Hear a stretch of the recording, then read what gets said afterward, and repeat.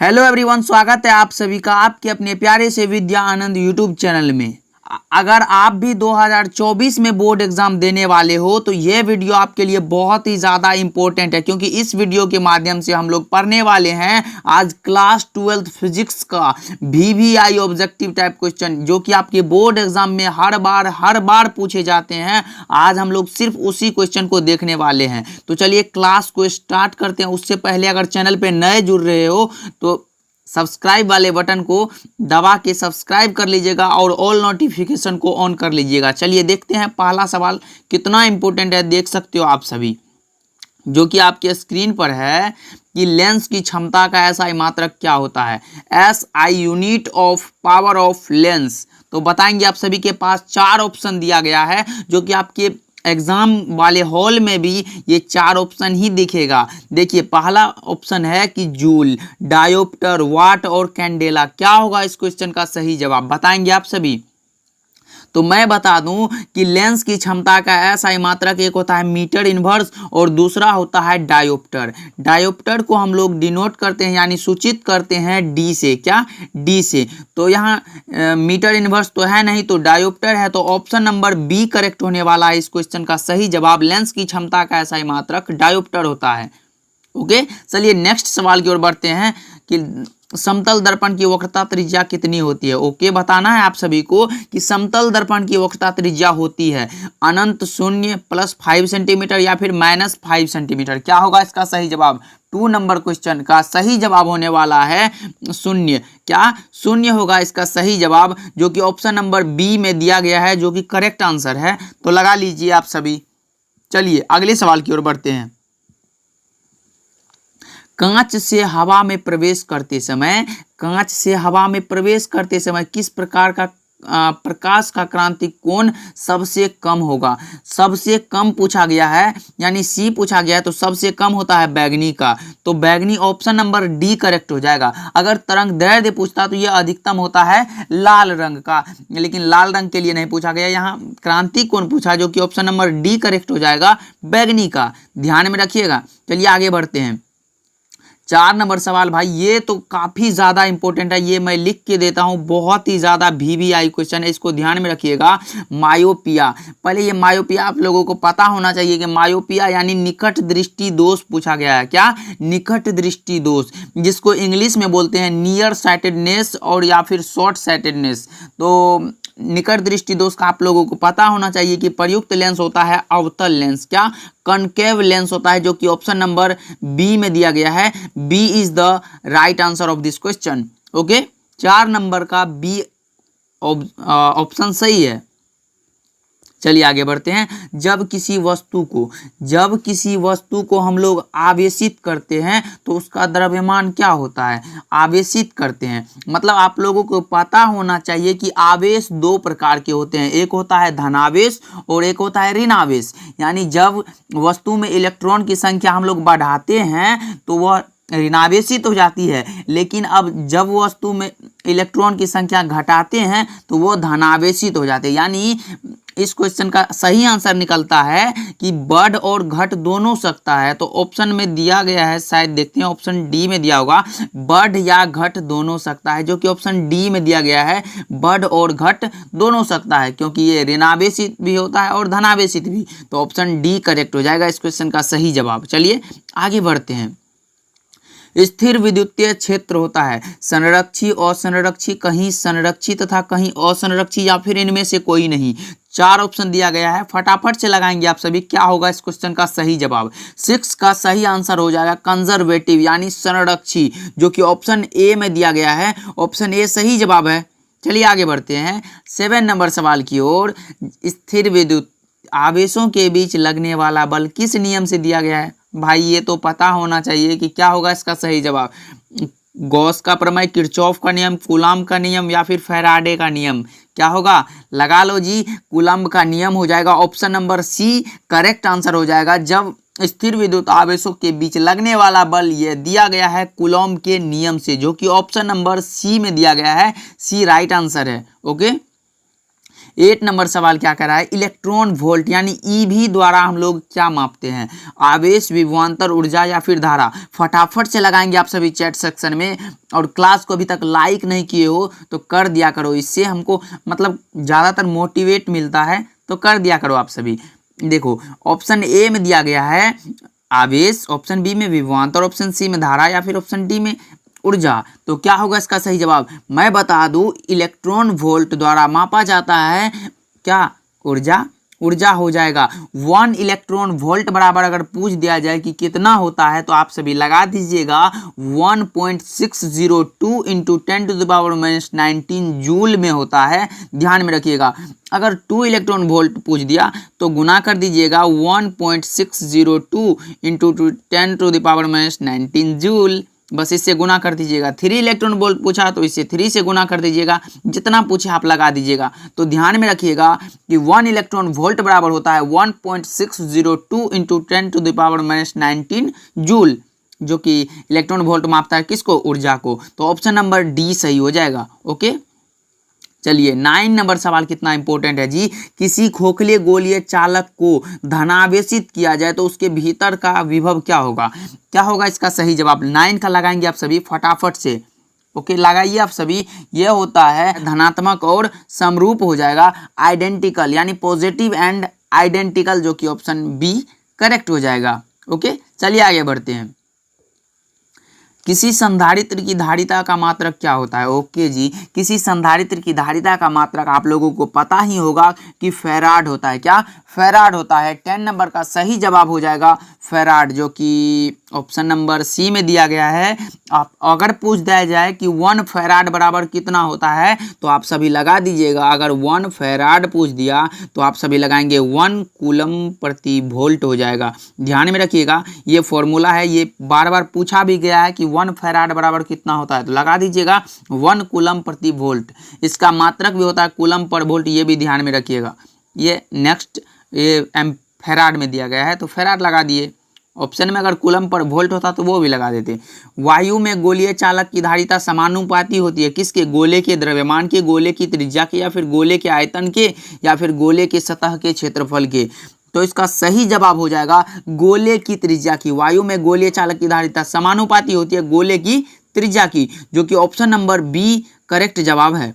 Okay चलिए आगे बढ़ते हैं। संधारित्र के समांतर क्रम संयोजन में, संधारित्रों के समांतर संयोजन में प्रत्येक राशि मतलब जो राशि संधारित्र के लिए समान रहती है वह कौन सा है, वह होता है विभवांतर। तो 12 नंबर का सही जवाब हो जाएगा पोटेंशियल डिफरेंस या विभवांतर। ऑप्शन नंबर सी करेक्ट हो जाएगा, समान रहने वाली यही विभवांतर है, पोटेंशियल डिफरेंस। ओके 13 नंबर सवाल है, निम्नलिखित में कौन सा पदार्थ संयोजक तार बनाने के लिए। ओके जी 13 नंबर सवाल का बताएंगे आप सभी, संयोजक तार बनाने के लिए कौन सा कनेक्टिंग वायर होता है। कनेक्टिंग वायर बनाने के लिए सर्वाधिक उत्तम कौन सा है, तो वो होता है एल्यूमिनियम या फिर तांबा। एल्यूमिनियम तो दिया नहीं गया है, तांबा है लेकिन, तो ऑप्शन सी हो जाएगा। लेकिन एल्यूमिनियम भी सर्वोत्तम है, सर्वाधिक उत्तम है, इसलिए उसको भी ध्यान रखिएगा। अगर एल्यूमिनियम दे दिया जाए तो उसको भी लगाइएगा, जो कि ऑप्शन सी इस क्वेश्चन का सही जवाब है, ध्यान में रखिएगा। ओके चलिए आगे बढ़ते हैं। आदर्श एमीटर का प्रतिरोध क्या होता है जी, आदर्श एमीटर का प्रतिरोध 0 होता है। ऑप्शन ए करेक्ट हो जाएगा, आदर्श एमीटर का प्रतिरोध 0 होता है। ओके अगर वोल्ट मीटर होता तो अनंत हो जाता, लेकिन वोल्ट मीटर नहीं एमीटर था।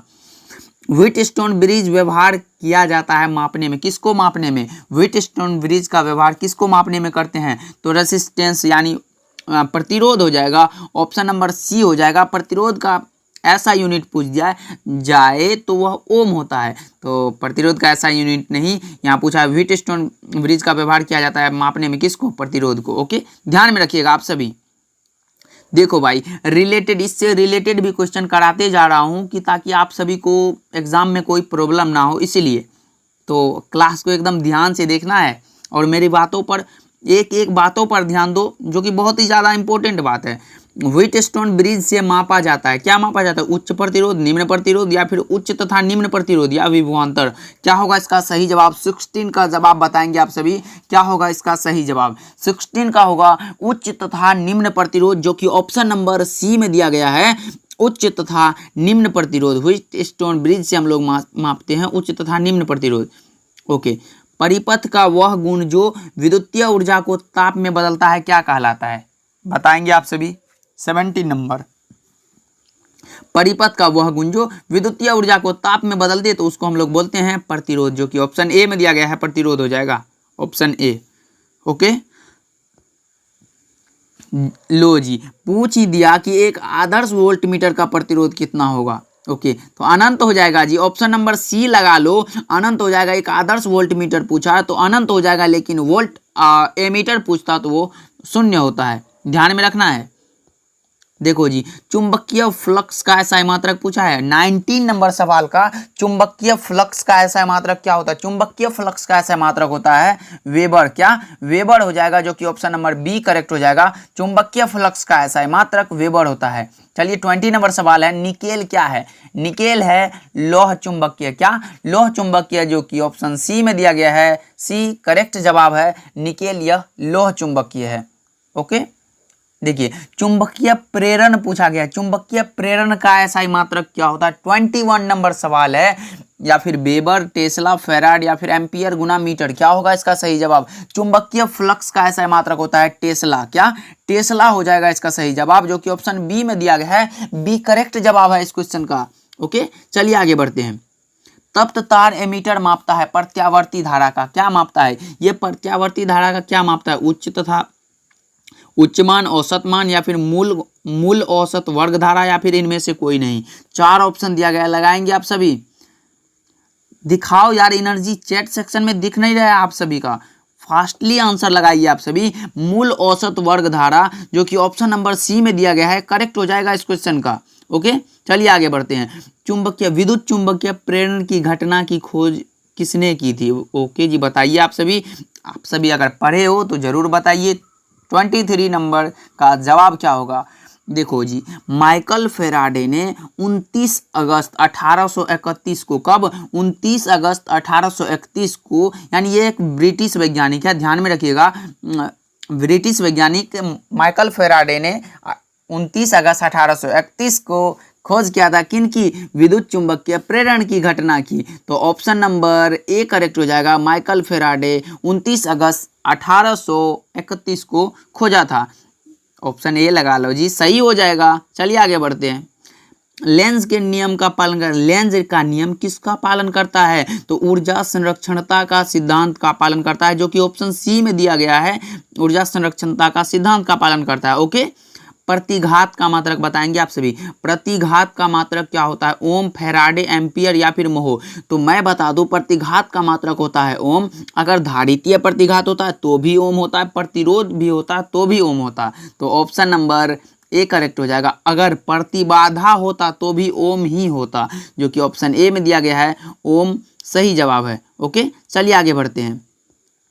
वह यंत्र जो यांत्रिक ऊर्जा को विद्युत ऊर्जा में बदलता है। 26 नंबर सवाल है। वह यंत्र जो यांत्रिक ऊर्जा को विद्युत ऊर्जा में बदलता है कहा जाता है। 26 नंबर का जवाब हो जाएगा डायनेमो। डायनेमो, डायनेमो या फिर इसको विद्युत जनित्र भी बोलते हैं।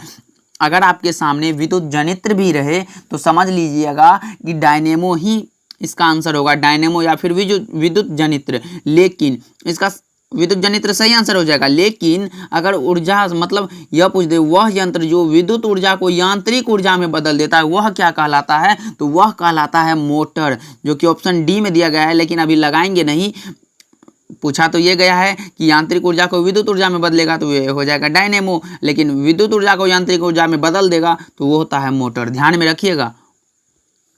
प्रतिबाधा, लो जी, प्रतिबाधा पूछ दिया गया है, क्या होगा? ओम।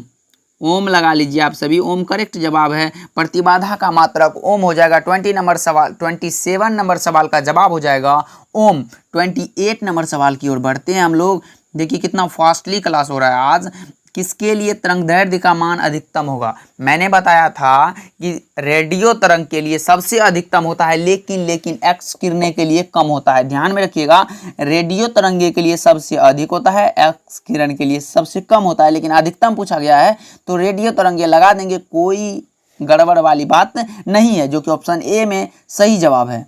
ओके, विद्युत क्षेत्र चुंबकीय क्षेत्र B तथा विद्युतीय क्षेत्र E के अनुपात का मात्रक होता है SM इनवर्स, जो कि ऑप्शन नंबर बी में दिया गया है SM इनवर्स। 29 नंबर सवाल का जवाब है SM इनवर्स।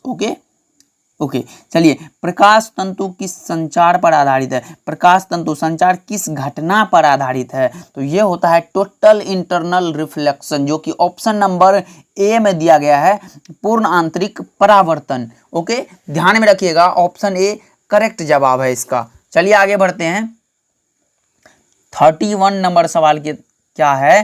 तरंगदैर्घ्य के बढ़ने से अपवर्तनांक का मान में क्या परिवर्तन होता है? तरंगदैर्घ्य के बढ़ने से अपवर्तनांक का मान जो है वो घट जाता है, जो कि ऑप्शन नंबर ए सही जवाब हो जाएगा। ऑप्शन ए यानी डिक्रीज हो जाता है, घट जाता है। 31 का जवाब हो जाएगा ए। ओके, लगा लीजिए आप सभी। प्रकाश हवा, मतलब प्रकाश हवा से कांच में प्रवेश करती है, मतलब हवा से कांच में प्रवेश करती है तो ये घटेगी ना, तो ऑप्शन बी करेक्ट हो जाएगा, घटेगी। अगर ये कांच से हवा में प्रवेश करती है तो बढ़ता है, लेकिन हवा से कांच में प्रवेश किया तो घटेगा। ऑप्शन नंबर बी करेक्ट हो जाएगा। सूर्य के प्रकाश का स्पेक्ट्रम होता है सतत, यानी ये क्या बोलते हैं, इंद्रधनुष के जैसा सतत होता है, जो कि ऑप्शन नंबर ए करेक्ट हो जाएगा, सतत। ओके, ध्यान में रखिएगा, सूर्य के प्रकाश का स्पेक्ट्रम सतत होता है। हाइड्रोजन स्पेक्ट्रम की कौन सी श्रेणी दृश्य भाग में पड़ती है? बामर श्रेणी, बामर श्रेणी हो जाएगा, ऑप्शन नंबर बी करेक्ट हो जाएगा। ओके, चलिए आगे बढ़ते हैं। 35 है, दृश्य भाग में बामर श्रेणी होगा शायद। बीटा किरणें तेजी से चलने वाले इलेक्ट्रॉन है जी, इलेक्ट्रॉन। बीटा किरणें तेजी से चलने वाले इलेक्ट्रॉन है, 35 नंबर का जवाब हो जाएगा इलेक्ट्रॉन। ओके, ध्यान में रखिएगा। चलिए, तो आज का हम लोग ऐसा इंपॉर्टेंट सवाल कर लिए हैं जो कि आपके बोर्ड एग्जाम के लिए बहुत ही ज़्यादा इंपॉर्टेंट है। तो हम लोगों ने 35 ऑब्जेक्टिव को देख लिया है। कम से कम यहाँ से आपके बोर्ड एग्जाम में बहुत सारे क्वेश्चन आ सकते हैं, तो इसको अच्छे से याद कर लेना आप सभी। मैं तो बोलूँगा इसका नोट्स बना लो आप सभी, बहुत अच्छे से याद कर लेना। सारे के सारे इंपॉर्टेंट सवाल थे। मिलते हैं अगले क्लास में, तब तक के लिए आप अपना ध्यान रखिए, खूब मन लगा के पढ़िए एंड बाय बाय।